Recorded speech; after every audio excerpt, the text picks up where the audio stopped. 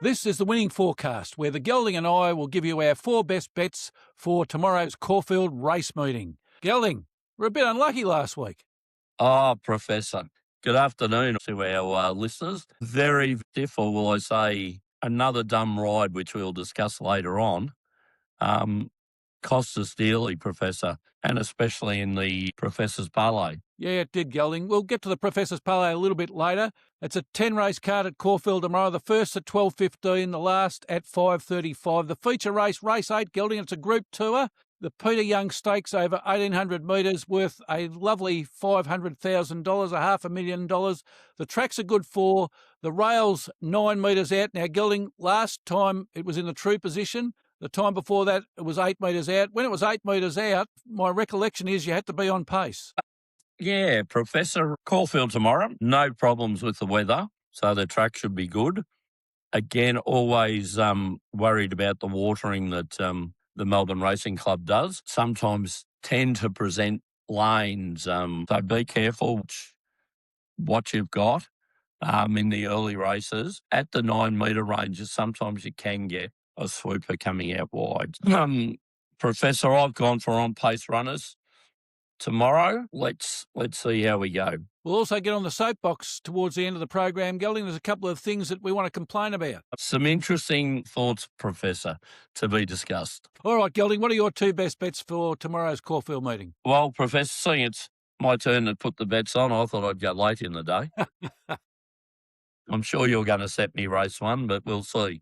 I'm going in the main race, race 8, horse number 1, Light Infantryman, trained by leading trainer Kieran Maher, to be ridden by Harry Coffey. This horse, purchased by Aussie Kerr and his syndicate for the Melbourne Cup. It's a horse that's won almost $4.5 million in race prize money, Professor, and with 6 wins from its 32 starts. Kieran Maher has got this horse flying at the moment. Look at one at Caulfield, a Group 3 over 1,600. I could just see this is a horse Kieran Maher is setting up 1,600 win, where it won well, to then go on to this race over 1,800, then in a fortnight's time into the Australian Cup over 2,000, and then we'd give it a let up but keep it kind of in work to go on for the Melbourne Cups. I think this will be the best preparation for Light Infantryman, so I like it.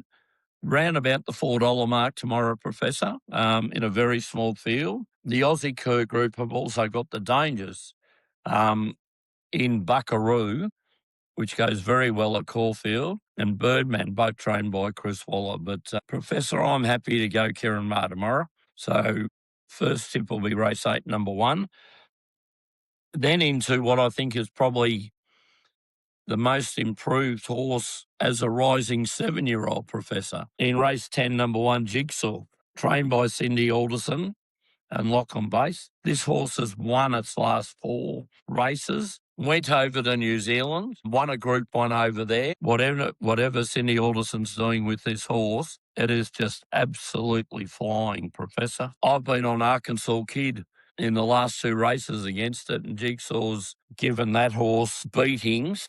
And I know the Hayes boys do rate Arkansas Kid. So, look, I'm looking at that tomorrow, Professor. So I'll be late in the day. Both horses I expect to be on pace is race 8, number 1, Light Inframan Harry Coffey, and race 10, number 1, Jigsaw, to be ridden by Lachlan Bates, the apprentice who's got a good understanding with this horse. And you like, Professor? Yeah, Gelding, I'm going earlier than you, but not in race 1 or race 2, so that'll give you a bit of time to get to the TAB. A bit of a sleepy, eh? I'm always thinking of you, Gelding. Yes, not. Yeah, I'm going in race 3 is my first selection, Gelding, in the Sobey Bond Handicap. A quality race for 3-year-old horses and above over 1,400 metres. In this one, I like horse number 1, V8, Gelding, or Vate, but V8, coming out of barrier 2. 18 starts for 5 wins and 4 placings, so a 28% win rate, a 50% place rate. Big step back in class here, Gelding. This horse has been running in Group 1s. Its last run was in the Group 1 Futurity Stakes at this track 3 weeks ago. Yep. It's won over $2 million in stakes, Gelding, so the odds you can get at the moment, $4.80 and $2.10. Gelding, you'd have to snap that up, wouldn't you? Given the horse's background, and I would think that if it can't win this race, then there's not much else for it around. Spot on, Professor. Couldn't describe it any better. This is one of our favourite horses that we've been backing, and we've backed it in Group 1s and it's performed fantastic. Like, as you pointed out, this horse has won over $2 million. And it's up against horses that are good horses, but nowhere in that kind of class where they're going to win multi-million dollars.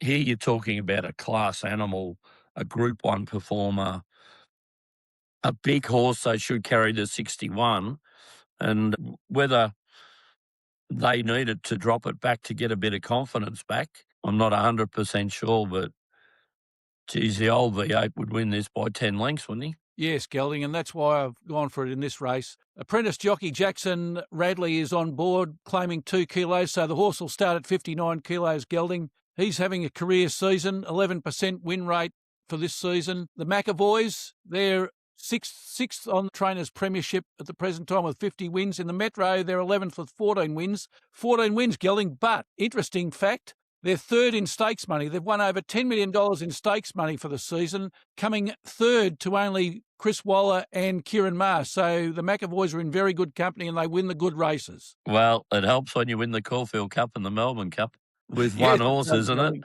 It does. It does. The threat in this one's Harry's Yacht, Gelding, but I think V8 should be too good for it.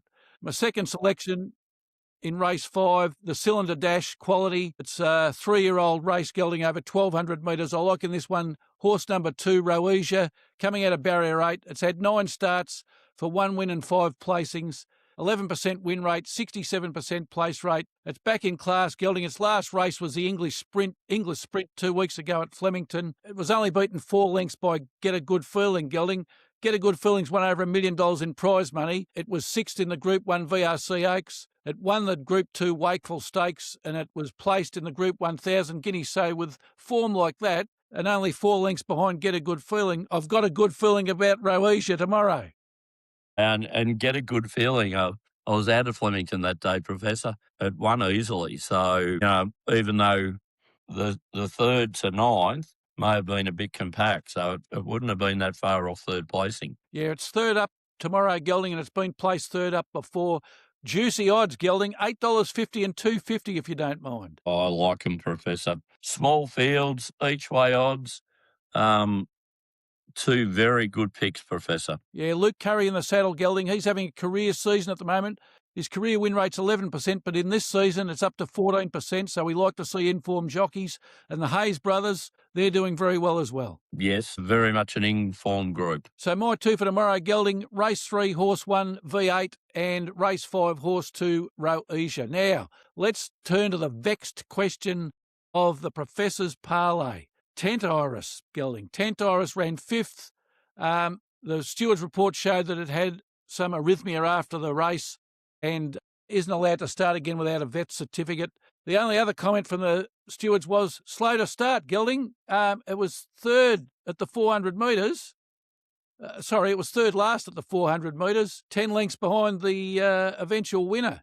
How do you give 10 lengths head start to Group 1 horses, Gelding? Professor, was it the dumbest ride of the day? Well, it was a poor ride, in my opinion, Gelding. Right. As you rightly said, this is a Group 1 Newmarket. Yes, the pattern of the horse is that it sits at the rear and then flies over the back of them. You only got to look at the Lightning Stakes, where it sat last and ran over them. But the difference there, Professor, there was 4 lengths between first and last. As you rightly pointed out, and I think you're conservative when you say it was 10 lengths off them at the 400-metre mark.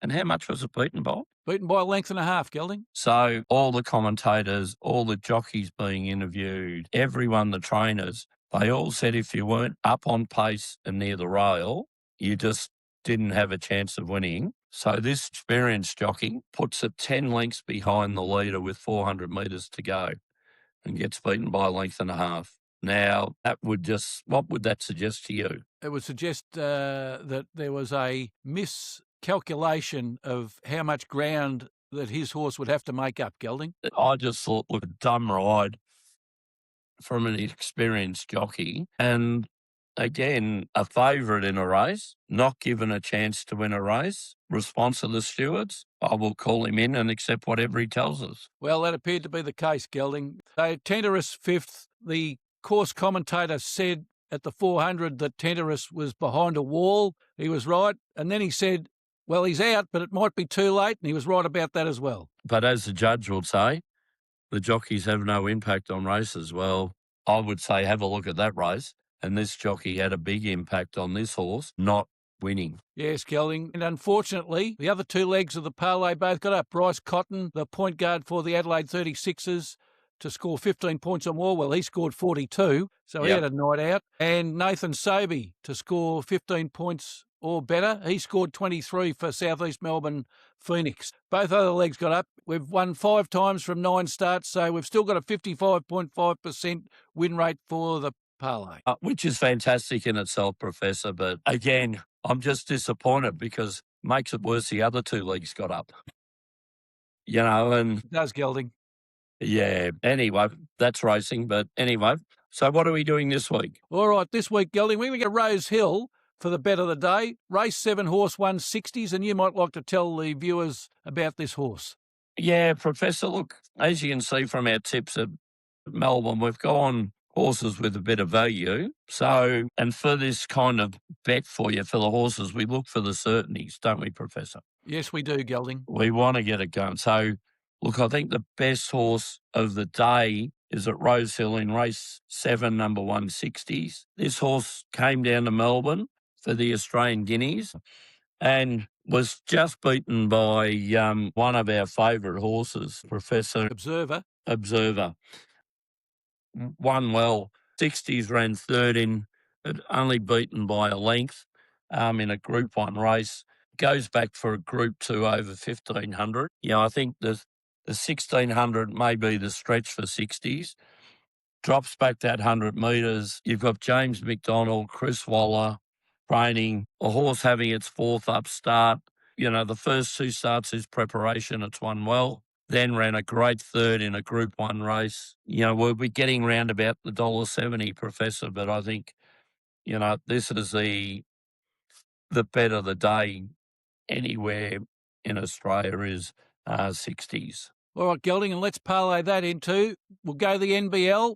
There's not many weeks of the NBL left, but it's been very good to us. Let's go to tomorrow, late afternoon game between South East Melbourne Phoenix and the Adelaide 36ers PM match. We'll go for the point guard for South East Melbourne Phoenix, Nathan Sobey, who's in terrific form at the moment, to score 15 points or more. His last 4 games, Gelding, he scored 19, 29, 24 and 23. So he's in form. He had a day out against the 36ers in the last game, Gelding, 23 points, 10 rebounds, 7 assists. So he was 3 assists off a triple-double. Yep, you've just been fantastic with the NBL, Professor. Just keep on going. And I would have bet on Bryce Cotton to score 15 points or more, but unfortunately the betting company that I use aren't taking that bet, Gelding, for the first time for the season. What, they said the Professor's Parlay's going so well with it? Yeah, they'll only take 20 points or better for Bryce Cotton, and I know he scored 42 the other night, but don't want to be greedy in this one, Gelding. It's why you've gone for 60s in the agreed bet of the day. Yep. Because we could go for long odds for all the legs. Only trouble is, most times when you go for long odds, you end up with a piece of paper, and that's all. Very well put, Professor. We'd rather have a small collect, than a piece of paper with long odds. That's right. So we're going to the late game tomorrow. Perth Wildcats playing the Sydney Kings in Perth. Point guard for the Perth Wildcats, Kristian Doolittle, who we've been on him before to score 15 points or more. He scored 31 against Sydney Kings in the first final when they lost by a point. His last five games have been 19, 5, 22, 24, 31. So that'll do me for him to score over 15 points or more. So the parlay, Gelding, is Rosehill race 7 horse 160s into South East Melbourne Phoenix point guard Nathan Sobey to score 15 points or more, into Perth Wildcats point guard to score 15 points or more. That's Kristian Doolittle. Now, the soapbox, Gelding.